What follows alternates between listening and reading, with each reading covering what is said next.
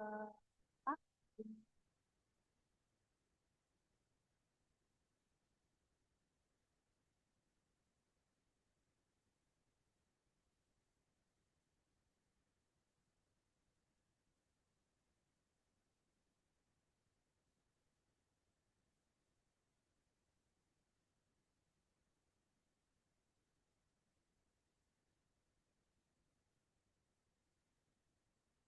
Sudah kelihatan? Sudah, Bu. Sudah, Bu.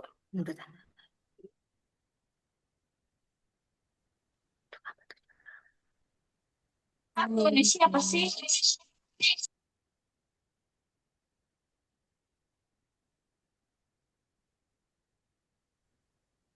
Yang matanya empat. Oh, Bu, maaf gelap mati lampu. Mati lampu ya, tapi nampak mana matanya yang saya cemik. sampaikan. Kocak nih. Mati. Kelihatan nggak? Kelihatan, Kelihatan, Bu. Bu. Oke, Kelihatan, bisa Ibu. bisa saya mulai? Bisa, Ibu. Oke, Ibu. saya Bisa, lupa Ibu. untuk biar kita lancar semuanya, tidak ada hambatan dan ilmu yang saya sampaikan dapat terserap kepada kalian sehingga dapat bermanfaat. Kita berdoa dulu menurut agama dan kepercayaan masing-masing. Berdoa dimulai. Amin, amin, amin. Semoga otak kita fresh ya di siang ini walaupun ada tanda-tanda ngantuk untuk tidur siang. Amin, Bu. Jangan lupa tarik nafas. Oke, sekarang kita berbicara terkait cara penulisan karya ilmiah. Ya, karya ilmiah ini nanti saya di dalam slide ini, di dalam PowerPoint ini, saya akan memadupadankan dengan materi yang SPO di bawahnya. Ya, karya tulis ilmiah dengan SPO yang selanjutnya ya. Jadi di situ saya akan masukkan. Jadi ini adalah slide dua pertemuan. Oke. Apa sih yang dimaksud dengan karya ilmiah itu sendiri ya?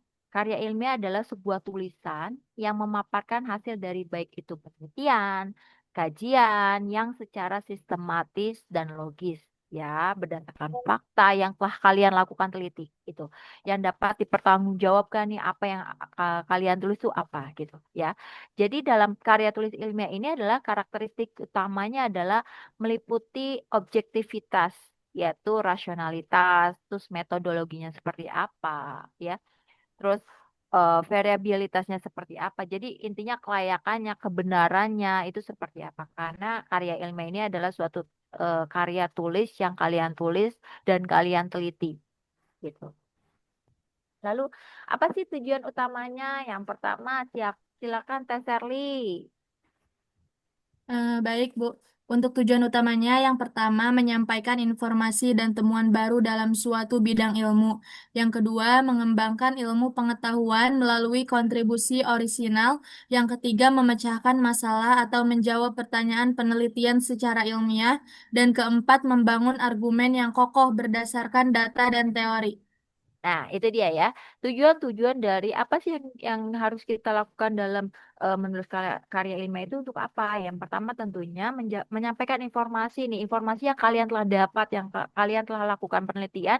Oh, ternyata pengkonsumsian vitamin zat besi itu lebih baik diminum dengan saat perut kosong itu penyerapannya lebih baik dibandingkan dengan misalkan minum zat besi itu setelah makan gitu ya. Kalian tuh ingin tuh sepertinya ingin menyampaikan ini loh teknik-tekniknya karena ini gitu ya. Itu yang pertama. Dan yang kedua untuk mengembangkan ilmu pengetahuan ya tentunya ya kalian meneliti tentunya ingin terus refresh ya terus refresh ilmunya perkembangannya dan sebagainya yang ketiga itu adalah untuk memecahkan masalah atau menjawab pertanyaan peneliti ya ataupun misalkan tes Sari, ih saya teh ingin meneliti nih benar nggak sih si jahe ini kandungan jahe bisa menurunkan kadar mual gitu ya. Yang keempat, membangun argumen kokoh. Argumen kokoh itu misalkan berdasarkan hasil penelitian Teh Serlin nih, misalkan meneliti nih kandungan si jahe ini benar nih, ternyata nih dia dapat menurunkan atau meminimalkan terjadinya mual pada ibu-ibu hamil trimester pertama, misalkan seperti itu. Itu adalah tujuan. Lalu apa sih yang dimaksud dengan contoh-contoh karya ilmiah? Maaf, kita ajan dulu ya, istirahat dulu sebentar. Iya, Bu. Oh iya, Bu.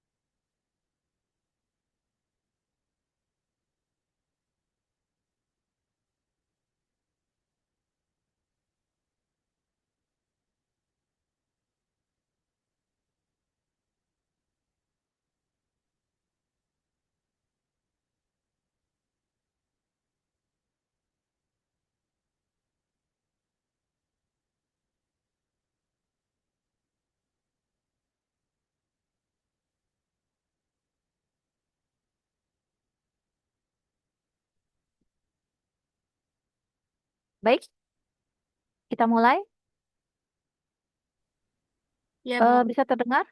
Bisa, Oke, Bu. kita Bisa, Bu. lanjutkan.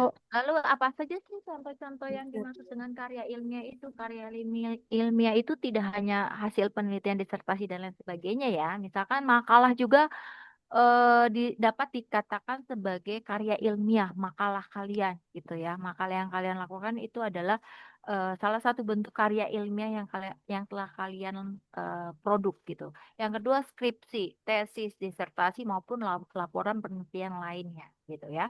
Contohnya. Lalu ini ya, silakan Teh Amanda Teh dibaca Teh.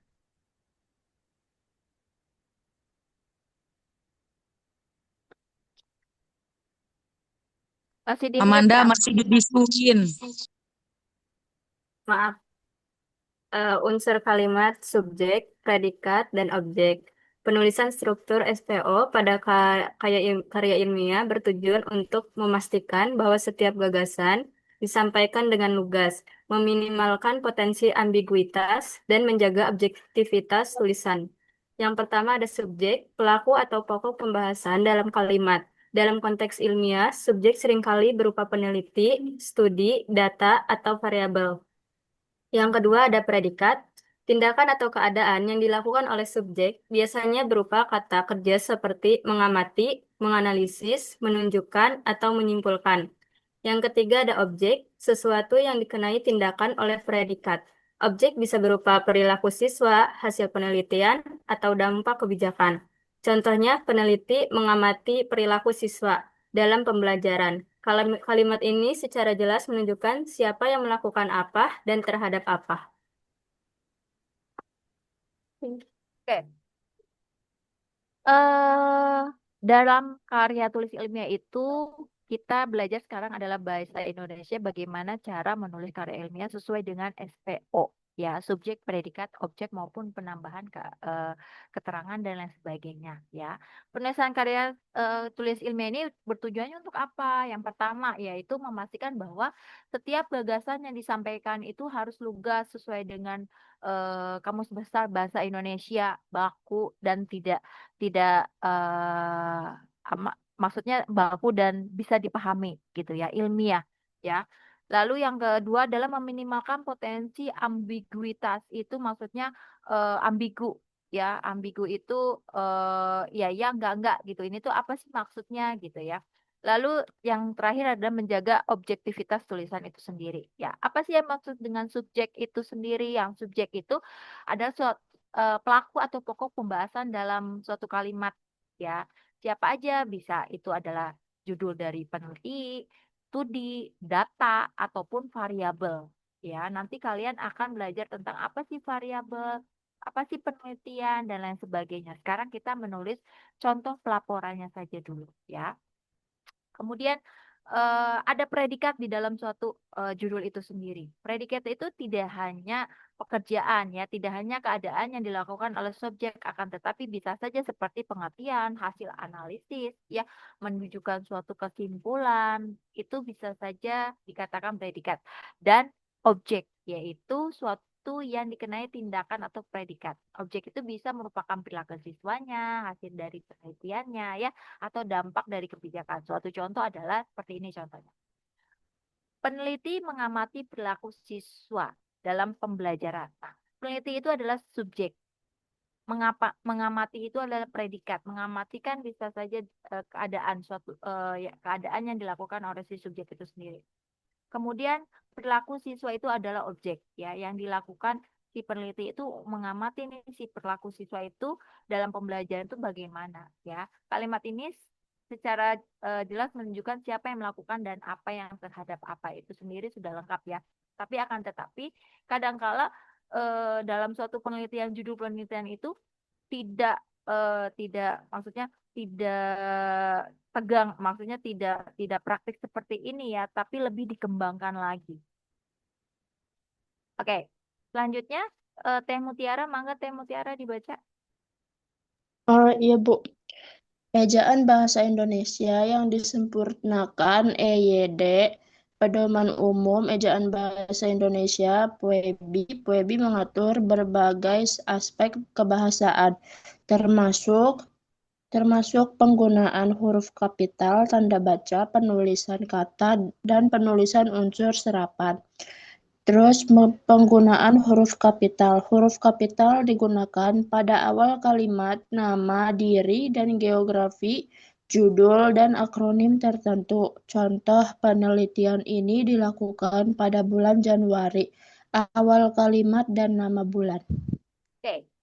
Dalam menulis karya tulis ilmiah, kalian tidak luput dari apa yang dinamakan dengan EYD, Ejaan Bahasa Indonesia yang dulu disebut EYD. Akan tetapi sekarang semakin pengembangan ilmu bahasa Indonesia semakin maju, semakin baik, itu berubah menjadi PUEBI, Pedoman Umum Ejaan Bahasa Indonesia, di mana mengatur berbagai aspek baik itu pembahasaan, termasuk penggunaan huruf kapital itu seperti apa, terus tanda bacanya itu harus bagaimana, penulisan katanya seperti apa, dan unsur-unsur serapan itu bagaimana, ya. Dan yang kedua, kita cara penggunaan huruf kapital itu yang baiknya itu seperti apa, ya. Baiknya itu seperti contoh seperti bawah ini. Bila huruf kapital itu dapat digunakan pada awal kalimat, awal kalian menulis itu kalimat misalkan menggunakan kapital, baik itu nama diri, biografis menunjukkan tempat, judul, ya, maupun akronim. Akronim itu seperti pernyataan yang diperlukan untuk menulis kiranya itu depannya itu harus kapital gitu ya. Contohnya seperti pada judul di bawah ini. Misalkan penelitian ini dilakukan pada bulan Januari. Nah, akronim itu diistilahkan seperti misalkan pada Januari, berarti kan jetnya besar, nama-nama negara itu biasanya sudah otomatis itu hurufnya harus besar.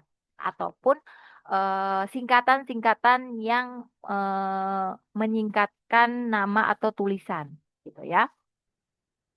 Dan yang kedua, kalian itu nanti akan mengenal apa sih yang dimaksud dengan tanda baca yang tepat.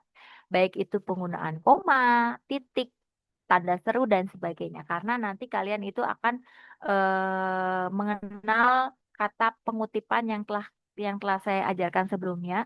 Penggunaan tanda baca itu sangat amat diperlukan pada saat melakukan pengutipan gitu ya.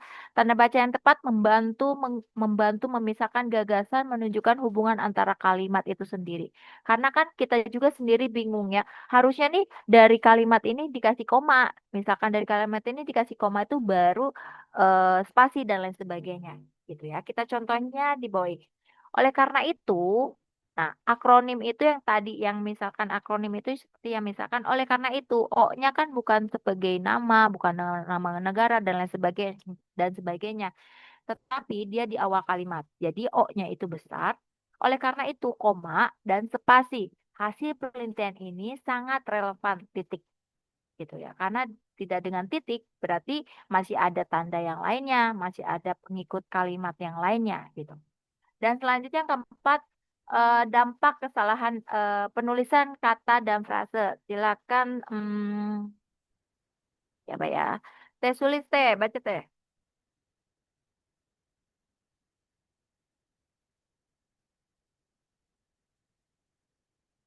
Teh tulis.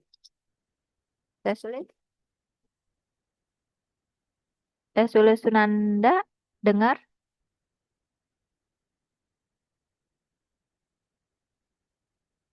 Dengar, Bu. Oke, mangga teh.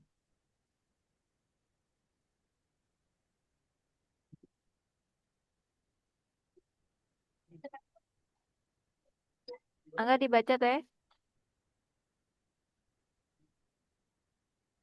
Baca yang mana, Bu? Baca yang mana? Coba siapa yang bisa ngasih tahu? Baca yang 4. Yang penulisan kata dan frasa, Sul. Makasih. Penulisan Sama-sama. kata dan frasa. WEB juga mengatur penulisan kata ulang, kata ma- majemuk, dan partikel. Pastikan penulisan sesuai standar untuk menjaga konsisten dan kejelasan. Contoh, data-data, kata ulang, tanggung jawab, kata majemuk, dampak, kesalahan, ejan. Kesalahan ejan sekecil apapun dapat mengurangi kredibilitas dan objektivitas karya ilmiah. Pembaca mungkin meragukan ketelitian penulis jika menemukan banyak kesalahan ejan. Bukan agent ya sayang, ejaan. Oh iya, Bu. Maaf. Oke, yang selanjutnya adalah keempat, penulisan kata dan frasa ya. Dalam penulisan karya tulis ilmiah, tentunya pasti tidak luput dari kata-kata pengulangan seperti data-data atau tanggung jawab atau kata majemuk itu ya, tanggung jawab. Kadang-kala kan suka ada yang masih bingung ya, tanggung jawab itu disatukan nggak sih tanggung jawab? Biasanya kadang-kala ada yang disatukan, ada yang tidak gitu ya. Yang bakunya sesuai dengan PUEB ini adalah tanggung spasi jawab. Itu kata yang tepat. Bu, apakah penulisan sedetail itu dalam menulis karya ilmiah? Tentu.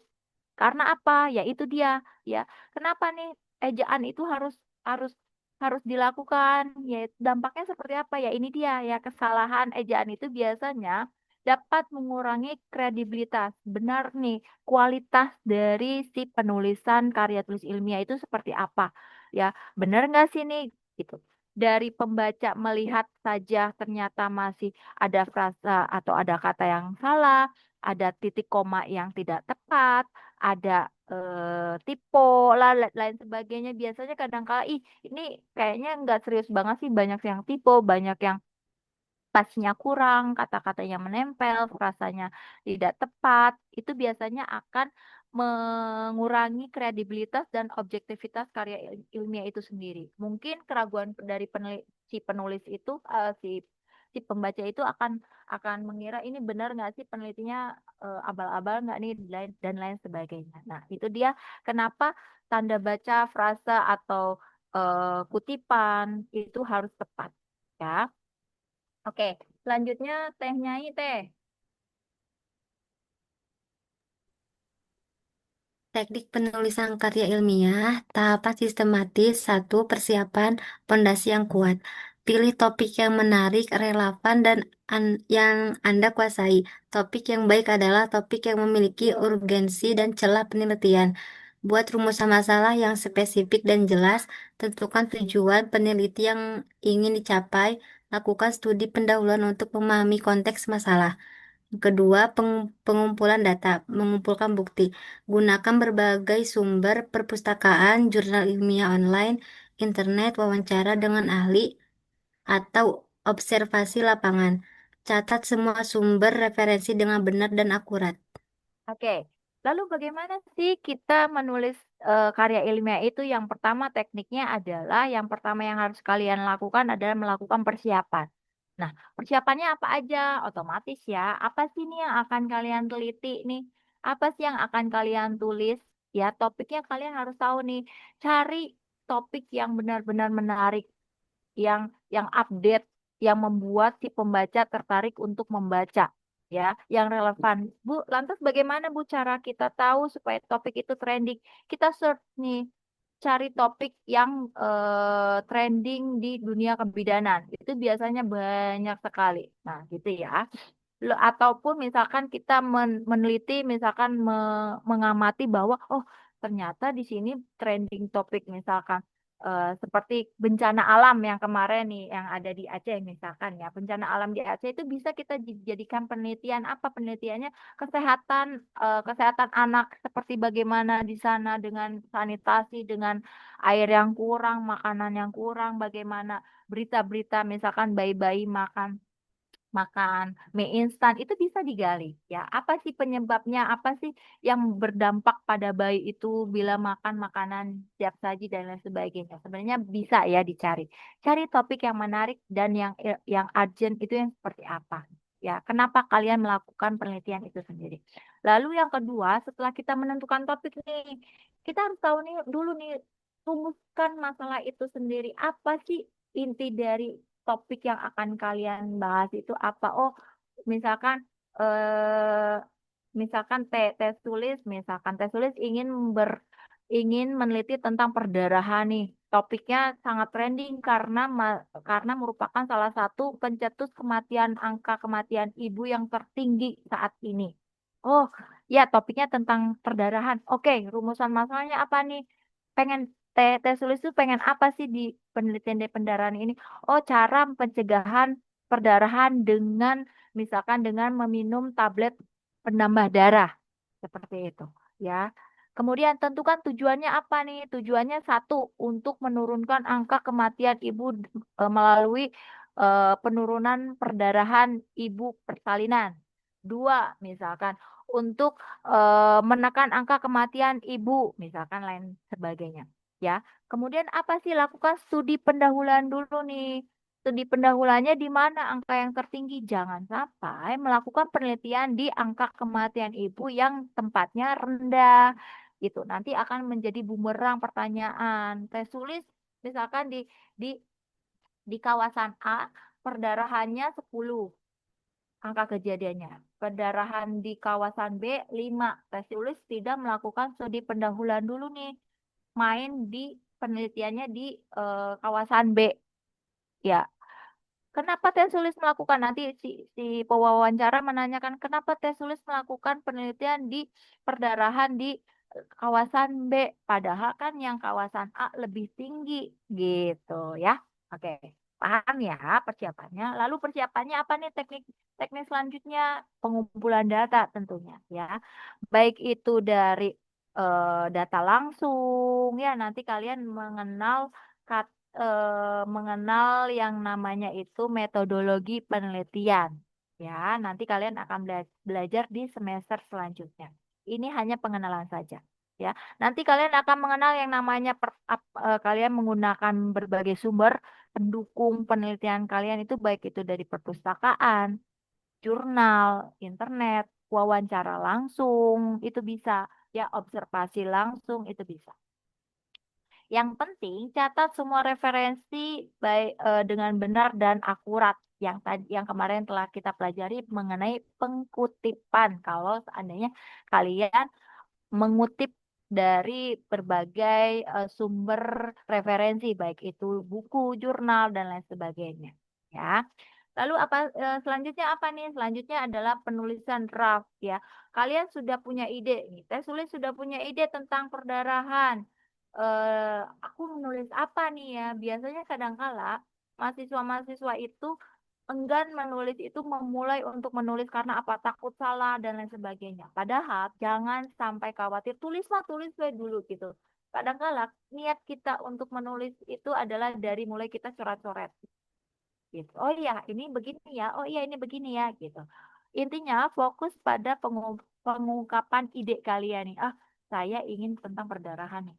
Perdarahan apa ya yang kira-kira akan saya tulis? Oh, tentang bagaimana cara menurunkan perdarahan. Oh, ibunya harus minum tablet penambah darah. Nah, tablet penambah darah itu misalkan diminum itu sejak kapan gitu. Nanti kalian akan terasa ilmunya.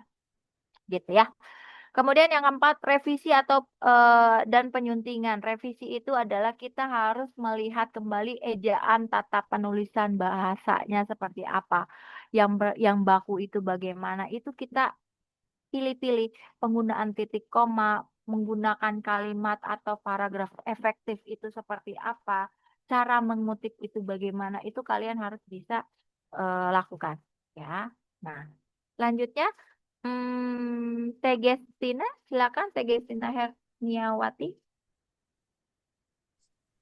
Etika penulisan karya ilmiah yang wajib diperhatikan. Yang pertama, jujur dan objektif. Jangan pernah memanipulasi data atau hasil penelitian untuk mendukung hipotesis. Yang kedua, menghindari plagiarisme. Selalu cantumkan sumber referensi dengan benar untuk setiap ide, kutipan, atau data yang bukan milik Anda. Gunakan teknik parafrase atau kutipan langsung dengan atribusi yang jelas. Yang ketiga, bahasa baku dan jelas. Gunakan bahasa Indonesia baku sesuai pedoman umum ejaan bahasa Indonesia. Yang keempat, menghormati hak cipta. Pastikan Anda memiliki izin untuk menggunakan gambar, grafik, atau materi lain yang memiliki hak cipta. Selain itu, patuhi aturan publikasi jurnal atau institusi tempat Anda ingin mempublikasikan karya Anda. Oke. Pada slide ini kita harus mengetahui dulu ya bagaimana sih etika penulisan karya ilmiah yang baik itu. Yang pertama tentunya harus jujur dan objektif. Apa sih maksudnya? Jangan pernah memanipulasi data. Kadangkala misalkan penelitian yang formal itu meneliti misalkan ternyata nih ada nih hubungan antara pengkonsumsi tablet penambah darah dengan peningkatan HB. Ternyata realitanya, misalkan sudah kalian lakukan penelitian itu tidak mendukung nih, gitu. Jadi penelitiannya sia-sia, dimanipulasi nih datanya biar variabelnya itu, biar penelitiannya itu benar-benar gitu. Nah, itu dia yang dinamakan kenapa dalam karya tulis ilmiah itu harus jujur. Padahal dalam karya tulis ilmiah ini tuh adalah adanya suatu penemuan, ya, penemuan yang kalian teliti gitu ya. Walaupun hasilnya itu tidak sesuai dengan apa yang kita harapkan, tidak sesuai dengan tujuan yang kita lakukan, itu berbeda dengan yang kita penelitian lakukan gitu. Tidak apa-apa. Di situ kalian argumentasinya harus kuat pada saat pembahasan. Ya, tidak masalah gitu ya. Lalu yang kedua, hindari plagiarismenya itu sendiri dengan apa? Dengan cara mencantumkan sumber referensinya, pengutipannya di mana di daftar pustaka dengan baik dan benar. Kalian sudah belajar tentang cara penulisan daftar pustaka dan juga cara pengutipan, ya, gitu. Kalian sudah tahu caranya. Saya harap kalian bisa melaksanakan dengan baik dan benar, ya. Lalu gunakan bahasa yang baku, misalkan pinter dengan pintar. Penulisannya itu adalah pintar. Tapi kalian tulis pinter, itu tidak baku. Ya, makanya kita lihat lagi nih karya tulis ilmiah itu dalam bentuk formal maupun formal atau tidak. Kalau misalkan formal, penulisannya itu harus baik dan tepat.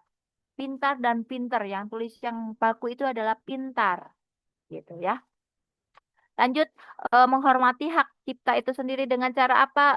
Kita bisa diberinya dengan cara penulisan atau penghargaan seperti menulis di daftar pustaka, pengkutipan dari karya-karya orang lain, gitu ya. Nah, ini dia, ada berbagai macam-macam karya ilmiah. Yang pertama itu adalah karya ilmiah yang populer, yang semi formal dan formal, ya. Yang populer itu seperti bagaimana? Yang tentunya yang gaya bahasanya itu nggak terlalu formal ya, yang santai, mudah dipahami oleh masyarakat, gitu ya. Tidak terlalu formal, fokus pada penyampaian informasi yang menarik dan relevan. Contohnya apa? Contohnya yang seperti ada di Google yang di blog-blog ilmiah ya, artikel-artikel opini yang di koran-koran gitu ya, tidak terlalu ilmiah gitu.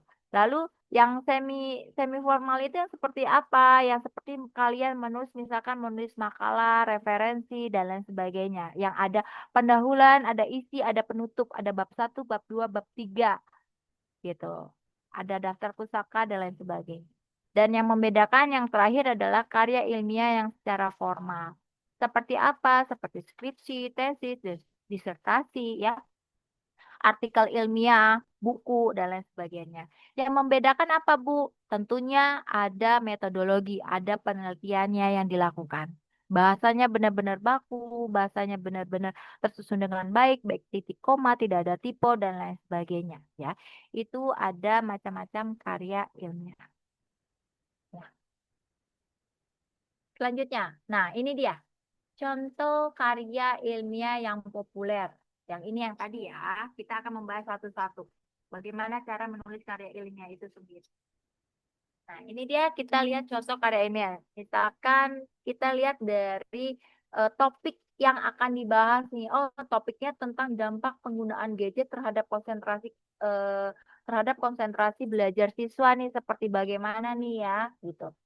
Oh, ternyata judul yang menariknya itu sesuai dengan SPO, gadget bikin otak menciut. Tanda tanya, ini dia dampak nyata pada konsentrasi belajar. Nah, ini adalah contoh dari ilmiah populer yang suka ada di blog-blog, yang ada di opini-opini ilmiah dan lain sebagainya. Gadget itu subjeknya, objek predikat itu adalah bikin otak menciut, dan objeknya adalah dia dampak nyata pada konsentrasi belajar. Ya, isinya itu adalah singkat dan padat. Ya, artikel yang akan yang langsung dibahas itu ada biasanya langsung nih dia tuh membicarakan tentang temuan-temuan penting yang tanpa melalui banyak teori-teori, definisi-definisi tidak perlu. Misalkan contoh, peneliti terbaru menunjukkan bahwa penggunaan gadget berlebihan dapat menurunkan rentang perhatian siswa secara drastis, mirip dengan fenomena ikan mas digital. Nah, seperti itu ya contohnya. Contoh dari topik yang dibahas tentang gadget yang dapat mengakibatkan otak kalian, misalkan otak si pembaca, otak si pemegang, si pengguna gadget itu menciut, begitu ya. Biasanya penggunaan datanya itu tidak terlalu subjektivitas ya, seperti seperti karya ilmiah yang yang ini ya, yang kayak disertasi, kayak kayak skripsi gitu, tidak. Lalu selanjutnya bahasanya tuh mudah dimengerti ya. Sehari-hari kayak kalian suka baca gitu di blog-blog bagaimana cara cara menggunakan gadget yang baik dan lain sebagainya. Tujuan utamanya apa nih dari karya ilmiah populer ini? Yang pertama, silakan Teh Sinta Nuraisya dibaca.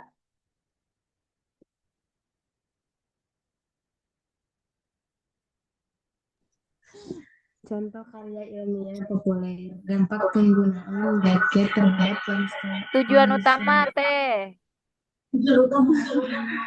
Tujuan utama memberikan kesadaran dan informasi kepada orang tua, guru, dan siswa tentang bahaya penggunaan gadget berlebihan terhadap konsentrasi belajar. Nah, itu dia ya tujuan utama dari si Gadget. penulisan karya ilmiah Halo, populer dengan topik dampak penggunaan gadget. Ya, oke. Selanjutnya, Teh Anissa, Teh.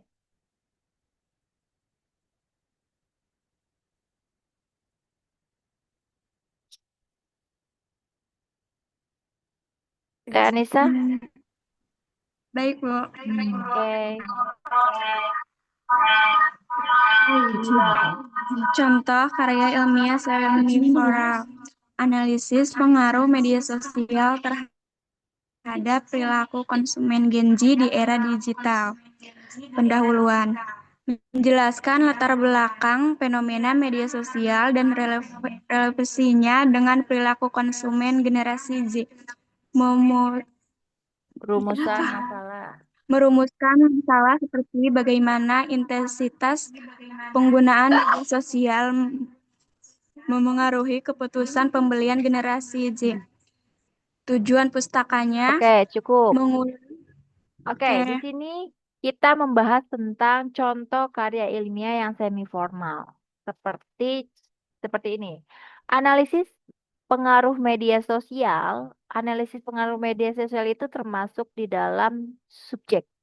Subjek itu tidak hanya orang, tidak hanya pelaku, tidak hanya peneliti yang tadi sudah saya sebutkan ya. Itu bisa dalam bentuk bisa dalam bentuk penelitian, bisa bentuk hasil dan lain sebagainya. Terhadap perilaku konsumen itu adalah predikat. Ya, apa sih yang dilakukan pengaruh media sosial itu terhadap apa? Terhadap pelaku konsumen. Konsumen yang mana? Objeknya itu adalah generasi Z. Di era digital itu menunjukkan kata masa, ya, keterangan, gitu. Nah, dari analisis pengaruh media sosial terhadap perilaku konsumen generasi Z di era digital, pendahuluannya biasanya membahas terkait latar belakangnya itu adalah tentang fenomena media sosial dan relevansinya dengan perilaku konsumen generasi Z. Ya, lalu apa nih rumusan masalahnya nih? Rumusan masalahnya itu ingin apa? Ingin bagaimana nih intensitas penggunaan media sosial mempengaruhi keputusan pembelian generasi Z atau tidak, gitu ya. Lalu biasanya dalam tinjauan pustaka itu dia lebih mengulas tentang perilaku konsumen, ya, media sosial marketing, karakteristik generasi Z ya, dan biasanya pengutipan itu beberapa penelitian yang sangat relevan gitu ya. Biasanya dalam teori ini itu tidak akan luput dari si judul. Misalkan contoh ini ya, analisis pengaruh media sosial. Biasanya di dalam daftar pustaka itu kalian harus membahas tentang apa sih media sosial di bab bab satunya di bab pustakanya, di bab dua kan tinjauan pustaka. Biasanya di subbabnya itu adalah yang pertama adalah membahas terkait media sosial. Di anak subbabnya itu biasanya definisi media sosial, pengaruh media sosial, dampak media sosial, terus apa bla bla bla bla tentang materi tentang media sosial. Dan biasanya subbab yang kedua itu adalah tentang apa sih yang dimaksud dengan perilaku dan apa sih yang dimaksud dengan perilaku konsumen gitu di dalam tinjauan pustaka. Lalu di subbab selanjutnya biasanya membahas tentang apa sih generasi Z, di usia di tahun berapa sih kelahiran yang dimaksud yang tergolong di dalam generasi Z gitu. Dan yang terakhir biasanya tinjauan pustaka itu membahas tentang apa sih yang dimaksud dengan era digital, apa sih dampaknya dan lain sebagainya ya. Tinjauan pustaka itu tidak luput dari judul kalian itu apa dan poin-poin yang nanti kalian bahas itu apa itu sudah ketahuan isinya apa saja gitu. Lalu metodenya apa nih? Metodenya biasanya menggunakan penelitian sampelnya apa saja, cara pengambilan sampelnya itu seperti apa gitu ya. Lalu yang keempat adalah hasil dan pembahasannya itu biasanya hasilnya itu misalkan kalian menggunakan survei, misalnya presentasi sudah dilakukan metode penelitian ternyata dari analisis media sosial itu berdampak sangat berpengaruh terhadap perilaku konsumen generasi Z di era digital. Dilihat dari persentase sekian persen, misalkan seperti itu dari hasilnya.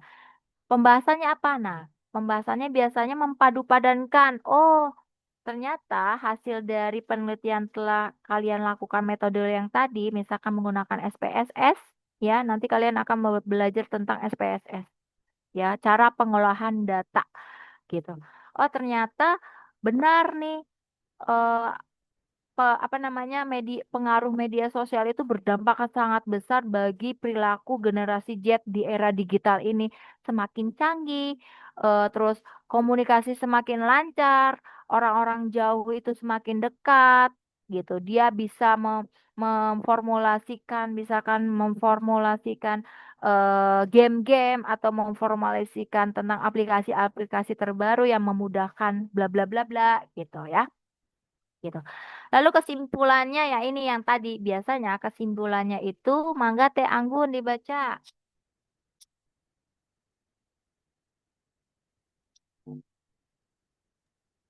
Kesimpulan dan saran yaitu merangkum temuan utama penggunaan media sosial memiliki pengaruh signifikan terhadap perilaku konsumen generasi Gen Z, memberikan saran praktis kepada pemasar atau peneliti selanjutnya. Oke. Nah, dari kesimpulan dari topik yang dibahas di atas adalah misalkan penggunaan media sosial memiliki pengaruh yang signifikan. Nah, ini adalah baku. Kalau misalkan tidak baku itu misalkan penggunaan media sangat sangat mempengaruhi sangat mempengaruhi perilaku konsumen Gen Z. Misalkan seperti itu yang tidak baku. Karena ini agak semi baku, jadi pengaruh signifikan. Jadi penggunaan kata-kata yang sangat antik dan otentik itu dikeluarkan gitu ya. Nah, kemudian ini adalah struktur umum karya ilmiah yang formal ya. Yang formal ini Mangga Teh Irma.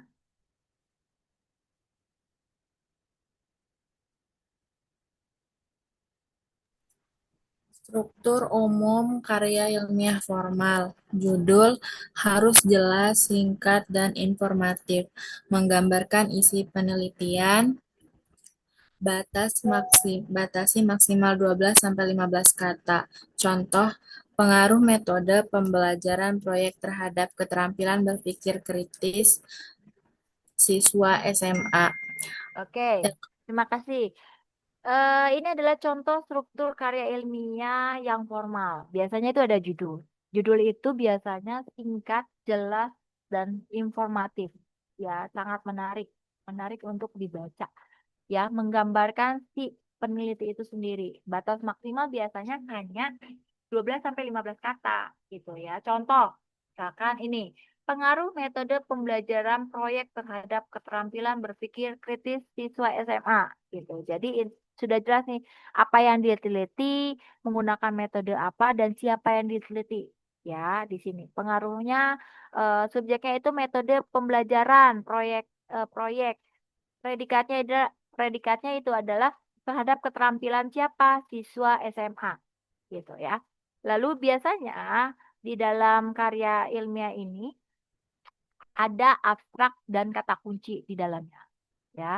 Abstrak itu biasanya hanya satu lembar HVS itu yang biasanya itu maksimal 250 kata ya, yang isinya hanya ada misalkan pendahuluan yang menjurus, yang langsung to the point, terus ada tujuannya apa, metodenya apa, hasilnya seperti apa, dan kesimpulan dari itu penelitian itu bagaimana. Dan biasanya itu kadang-kala ada saran maupun tidak gitu ya. Dilengkapi kata kuncinya, misalkan membahas tentang ini, pengaruh metode pembelajaran proyek terhadap keterampilan berpikir kritis siswa. Ya, contohnya kata kuncinya apa? Kata kuncinya adalah metode pembelajaran, terus pembelajaran proyek, keterampilan berpikir kritis dan siswa. Biasanya kata kuncinya yang menjadi inti-intinya saja gitu. Lalu pendahuluannya apa? Mangga Teh Dayu. Baik, Ibu. Pendahuluan berisi latar belakang masalah, perumusan masalah, tujuan penelitian, dan manfaat penelitian. Nah, ini dia. Menjelaskan Lanjut. mengapa penelitian ini penting dan apa kontribusinya. Nah, ini dia ya. Biasanya dalam pendahuluan itu berisi tentang latar belakang nih, ya. Latar belakang kenapa dilakukan penelitian itu, misalkan latar belakang mengenai perumusan masalahnya, tujuan penelitiannya apa saja, terus manfaatnya apa saja, terus menjelaskan mengapa penelitian ini sangat penting dan apa kontribusinya, gitu. Biasanya di bab 2 kajian pustaka literaturnya itu berisi tentang teori-teori konsep-konsep yang mendukung si judul itu sendiri. Gitu ya. Yang tadi saya bilang bab 2 kajian pustaka itu tidak akan luput dari judulnya. Yang tadi misalkan untuk isian bab 2 tuh apa sih Bu? Dilihat dari topik di sini, dilihat dari judul di sini, tentunya apa saja? Yang pertama adalah metode pembelajaran proyek. Apa itu metode pembelajaran proyek? Tujuannya, manfaatnya, keunggulannya, gitu. Terus keterampilan berpikir kritis itu seperti apa? Terus yang dinamakan siswa SMA itu seperti apa? Itu ada. Poin-poinnya itu ada, ya, gitu. Kemudian Teh Teresa Nobera, silakan dibaca Teh.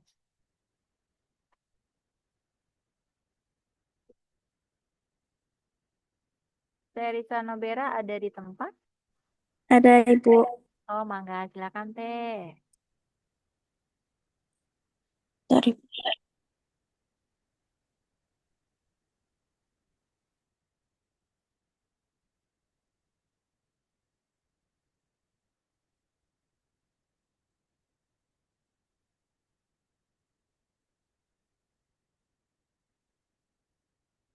Teh, silakan dibaca. Sebentar. Nampak, Neng? Bentar, Ibu. Hasil dan pembahasan. Bagian ini menjadikan Udah data dulu, yang sayang. telah dianalisis dan menginterpretasikan. Hah? Metode.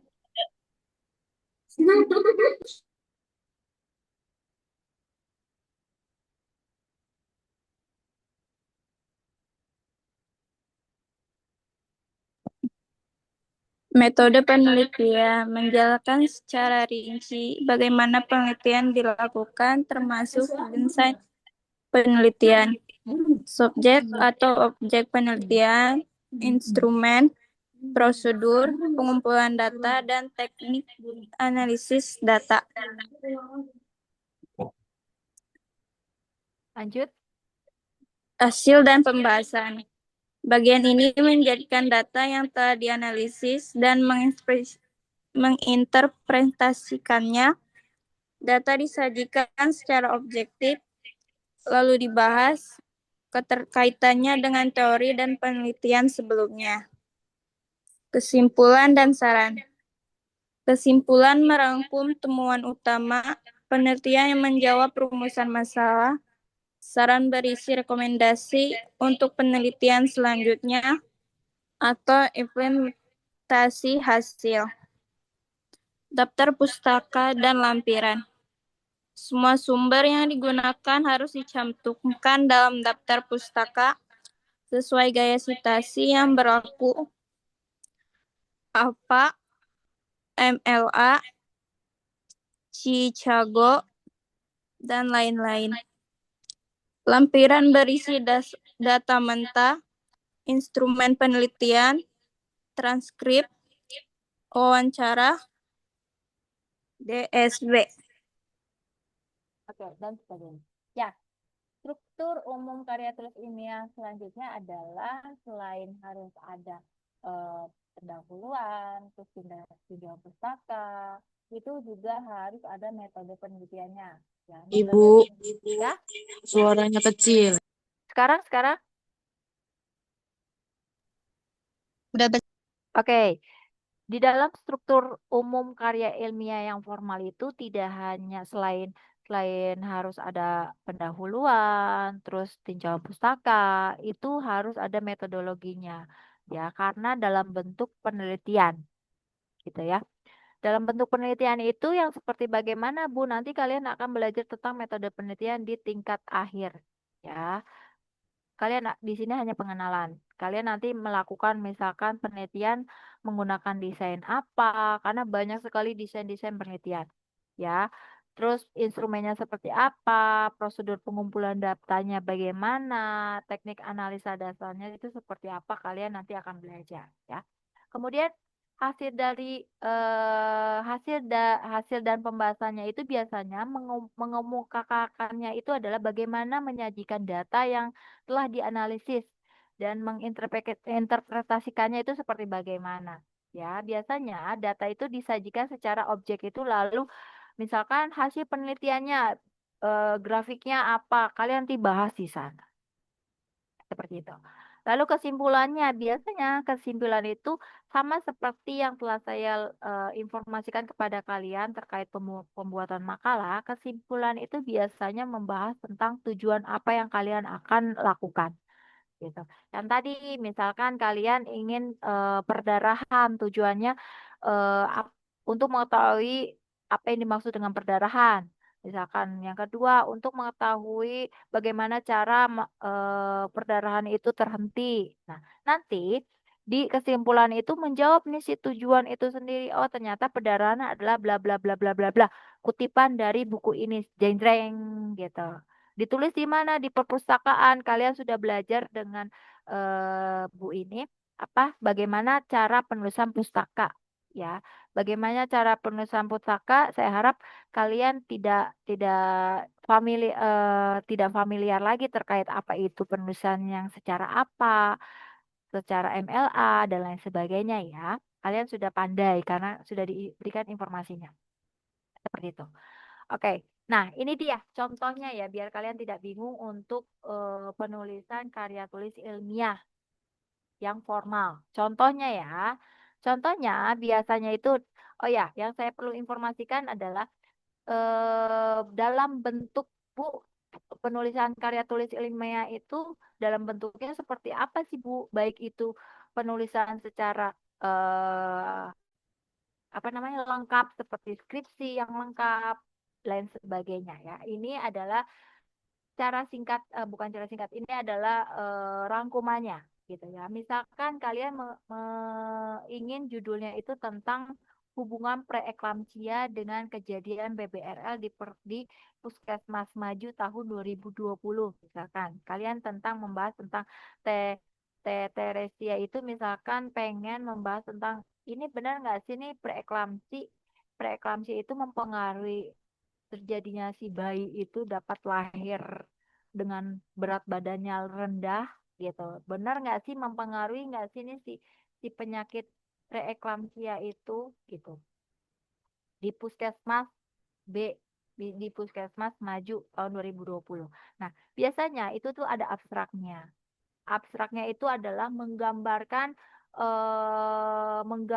jadi intinya kalau kalian ngelihat buku biasanya di halaman belakang itu ada ya intisari yang melatar belakangi topik-topik yang menarik dari buku itu sendiri. Biasanya ditulis sama si penulisnya itu supaya dia memancing seseorang untuk membaca. Nah, si abstrak ini seperti demikian, merangkum semua secara detail dan biasanya yang tadi saya sampaikan ya, tidak lebih dari 250 kata. Ya, yang isinya apa saja yang tadi berisikan tentang latar belakang, judulnya, permasalahannya, hasil hipotesisnya, metodenya, kemudian hasil dari penelitiannya dan biasanya itu diakhiri dengan implikasinya itu seperti masukan dan lain sebagainya. Lalu ada apa lagi nih? Biasanya itu ada latar belakang. Ya, latar belakang itu membahas tentang urgensi. Kenapa sih dilakukan penelitian tentang preeklamsia dengan BBRL? Oh, ternyata angka kematian ibu selain perdarahan itu ketiga adalah misalkan karena preeklamsi nih. Tujuannya untuk apa preeklamsi diteliti? Untuk melihat nih apakah benar si preeklamsi itu mempengaruhi si ibu hamil dapat melahirkan bayinya tuh kecil. Apa sih penyebabnya dari preeklamsi ini gitu? Apakah bisa dicegah si preeklamsi ini dan lain sebagainya. Gitu ya.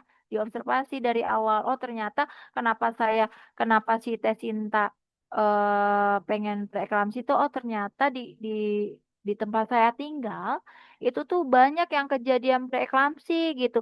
Karena saya asli daerah situ, saya ingin meneliti nih untuk apa? Untuk menekan angka kejadian preeklamsi di daerah saya sehingga tidak ada kematian ibu lagi, tidak ada kejadian bayi yang lahir dengan berat badan yang rendah, misalkan seperti itu.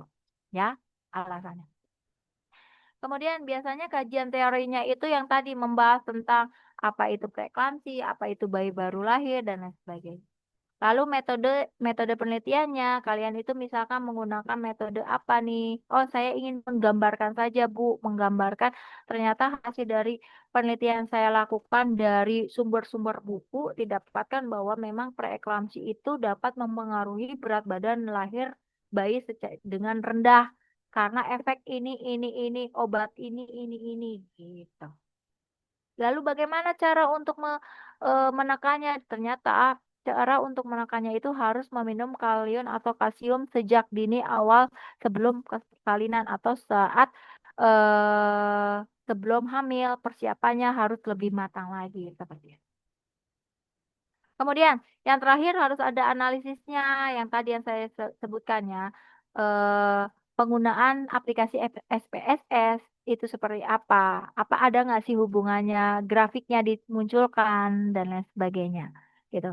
Lalu hasil dan pembahasan biasanya ya hasil dan pembahasan ini membahas tentang bagaimana nih hasil dari pembahasannya itu sendiri. Oh, ternyata dari grafik preeklamsi itu berhubungan erat dengan kejadian maaf. Ternyata bayi baru lahir yang berat badannya rendah ini ternyata sangat dipengaruhi sama si preeklamsi akibat ibunya yang preeklamsi. Berdasarkan data itu di SPSS, hampir 40% yang bayi baru lahir itu biasanya ibu-ibu yang preeklamsi atau bahasanya berdasarkan hasil dari penelitian yang dilakukan 40% ibu yang mengalami preeklamsia berpotensi melahirkan bayi berat yang sangat rendah gitu ya. Lalu didukung sama apa nih hasil penelitian-penelitian orang lain nih kalian cari nih dikutiplah sama kalian. Oh, kutipan itu mendukung. Oh, ternyata ada nih hasil penelitian yang dilakukan sama eh, Teh Eka, ternyata yang terdahulu ternyata benar dari ibu-ibu yang preeklamsi ternyata kurang vitamin ini biasanya melahirkan bayi dengan berat badan rendah gitu. Oh, sangat sesuai dengan penelitian yang telah saya lakukan. Diketik sama kalian, cantumkan namanya sesuai dengan kutipannya agar apa? Untuk tidak terjadinya plagiat. Gitu ya. Pengutipannya harus baik dan benar, diparafrase, di, dikemas bahasanya sehingga tidak copy paste secara utuh gitu ya. Lalu kesimpulannya apa? Menjawab yang tadi ya. Daftar pustakanya seperti apa? Cantumkan semua referensi yang dikutip ya, sesuai dengan teknik penggunaan gaya bahasa daftar pustaka, baik itu menggunakan apa dan lain sebagainya. Oke, itu adalah materi yang telah saya sampaikan selama 2 sesi tentang karya ilmiah. Dan saat ini adalah tugas kalian untuk tugas yang terakhir. Kan ada tuh ya mata kuliah pembelajaran yang terakhir, 2 terakhir. Yang terakhir itu adalah presentasi. Jadi minggu depan karena kita sudah maju lumayan banyak ya, kita sudah 2 kali maju dengan satu pertemuan, dua kali pembahasan. Jadi nanti presentasi minggu depan juga sama ya, saya satukan. Jadi untuk bahasa Indonesia itu cepatnya itu lebih lama. Jadi maksudnya lebih lebih singkat pembelajarannya gitu ya. Oke, tugas kali ini adalah kalian membuat 3 kelompok ya. 3 kelompok ini terbagi menjadi absen itu dibagi 3 gitu ya. Absen dibagi 3, kemudian yang pertama membahas tentang karya ilmiah populer, yang kedua membahas karya ilmiah semi formal, yang ketiga membahas tentang karya ilmiah formal. Gitu. Kalian bisa bagi sendiri lah ya. Jumlah kalian dibagi berapa sampai berapa itu kelompok 1 membahas ini, berapa sampai berapa kelompok ini, kelompok 2 berapa sampai berapa kelompok ini. Gitu ya. Luarannya apa? Luarannya itu adalah dalam bentuk makalah dan PowerPoint yang akan kalian presentasikan minggu depan. Sistem penilaiannya seperti apa? Saya menilai lihat dari penggunaan SPO-nya seperti apa. Lalu ketelitian pengetikannya seperti apa, penggunaan tanda baca, tanda kutip, terus tanda koma, titik dan lain sebagainya saya perhatikan ya. Tidak perlu banyak. Yang penting inti dari flashback pembelajaran yang telah saya berikan itu tertuang di dalam karya tulis ilmiah ini. Gitu ya. Dilihat dari apalagi penilaiannya dilihat dari gaya penulisan pengkutipannya itu benar atau tidak ya. Dilihat dari gaya penulisan daftar pustakanya ya. Terus dilihat dari kerapihannya, tidak ada typo, tidak ada penggunaan kata-katanya, itu serapannya seperti apa. Dan tentunya tidak menggunakan EA ya, karena nanti saya akan menilai dengan menggunakan aplikasi EA. Ya, jadi saya harap jangan mengutip maksudnya jangan menggunakan AI untuk menggunakan menyelesaikan tugas ini. Gitu. Durasi yang saya berikan adalah 1 minggu. Jadi minggu depan kita presentasi tiga kelompok dan saat itu juga bahasa Indonesia selesai, gitu ya. Otomatis ada revisi ya, ada revisi yang bagi yang direvisi, gitu.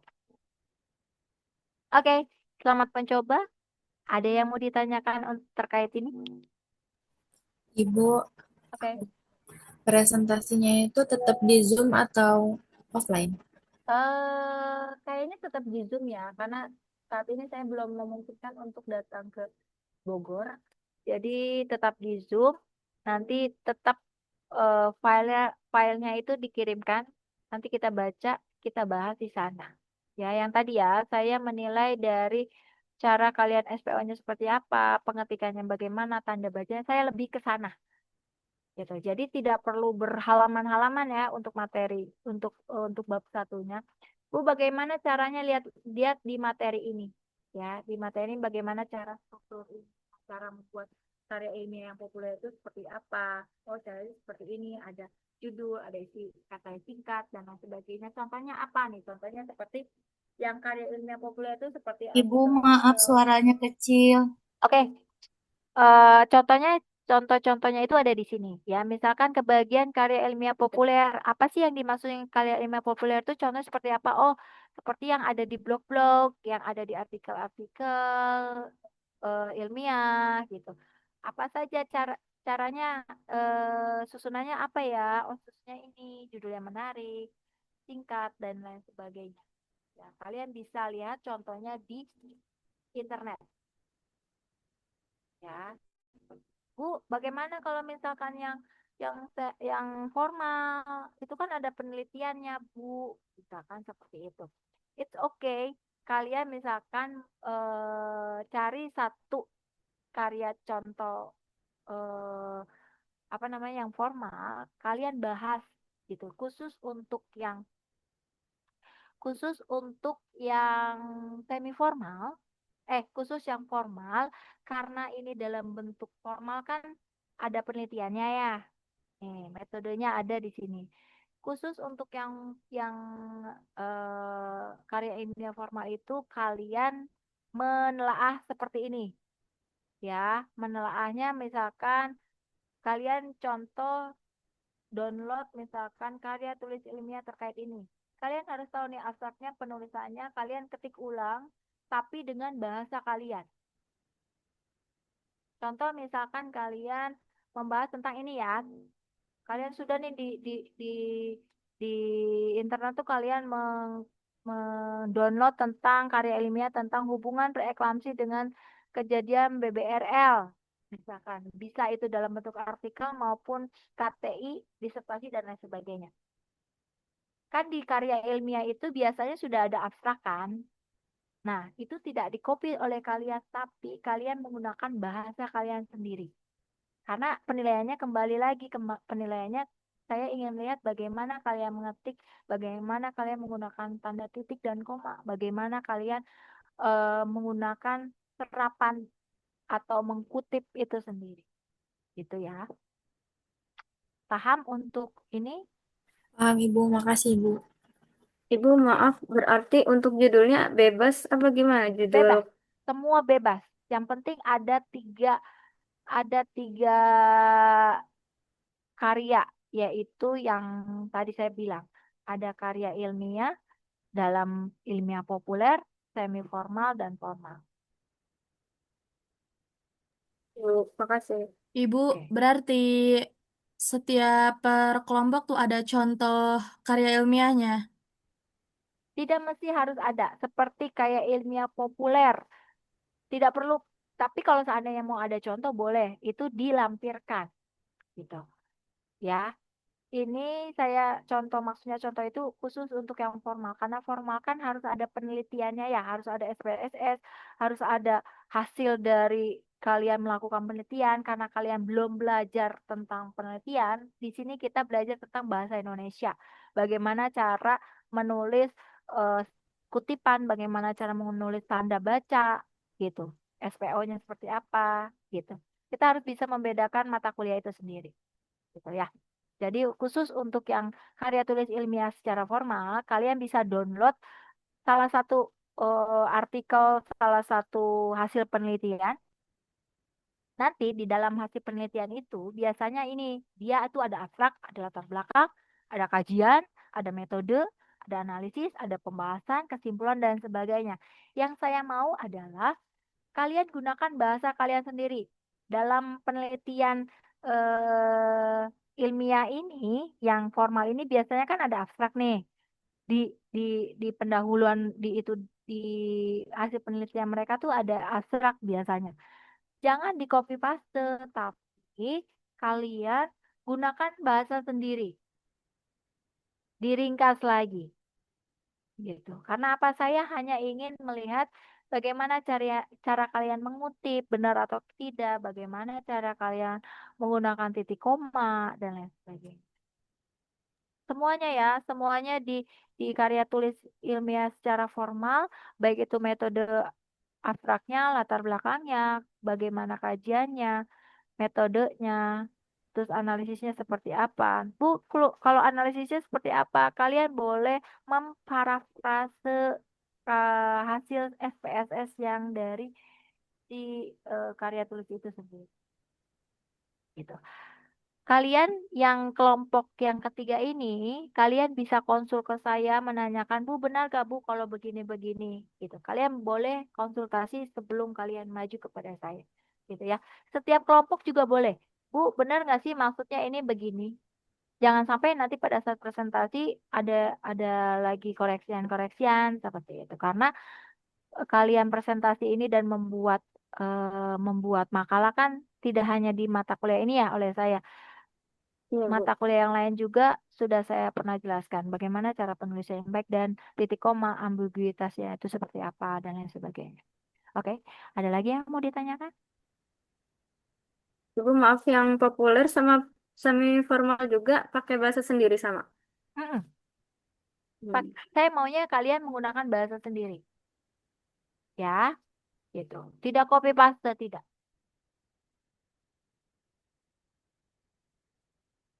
Oke, ada lagi? Tidak perlu muluk-muluk banyak. Saya misalkan memaksimalkan hanya maksimal misalkan 15 halaman saja cukup gitu. Tidak perlu banyak-banyak, tapi eh, minimal 3 kecuali kalau yang populer. Yang populer itu biasanya hanya 1 sampai 2 halaman saja cukup karena itu dia dalam bentuk blog saja tujuan. Biasanya gitu, ya. Jadi minimal hanya dua dua dua 2 lembar, maksimal 15 lembar. Oke, ada yang mau ditanyakan?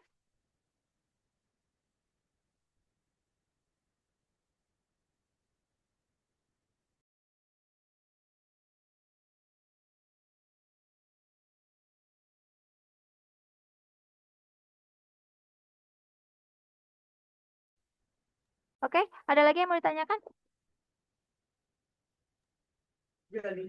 Tidak ada? Cukup. Cukup, Bu. Oke, dikumpulkan minggu depan. Dikumpulkan minggu depan, langsung kita presentasi. Kalian bisa WhatsApp untuk konsultasi, boleh, ya. Nanti coba saya bantu bagaimana keliruan yang kalian tidak tahu itu seperti apa. Oke, kita open dulu, kita foto, sesi foto untuk absen.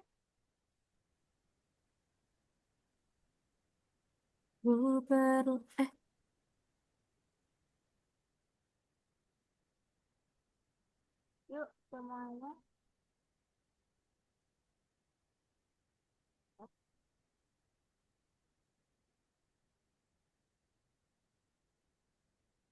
Ya.